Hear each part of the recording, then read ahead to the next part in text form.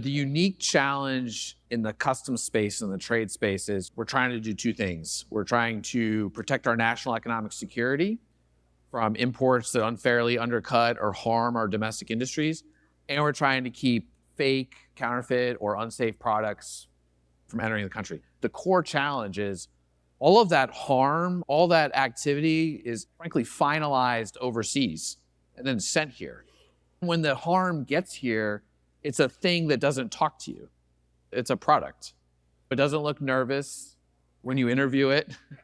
It can't tell you where it traveled in the last 6 months. Being able to take the data that we get pre-arrival or the data that we get through open source and being able to link it in new ways to the people behind these activities further helps our mission. What we're saying to industry now is, hey, there is a wealth of open source data that has never existed at this scale now.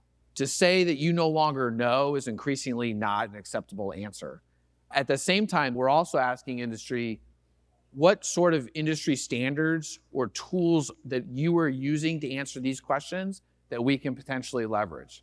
What we're asking broadly is, what tools are out there for supply chain tracing? What tools or standards are you using to better understand and see into that supply chain, to better understand origin? And oh, by the way, we're probably going to want to increasingly know a little bit more about who the people are behind these companies. Because one thing we haven't talked about is shell companies. That's a whole nother challenge. And the shell company problem is super simple. Very easy to establish companies in the United States with limited information. Those companies are set up for one purpose, to evade US trade laws. People think, oh, this should be easy. It's not easy because they pay the money that they owe us. It would be easy if they just skipped town and didn't pay. They don't skip town until we find them. And when we find them and realize they owe us money, now they're gone.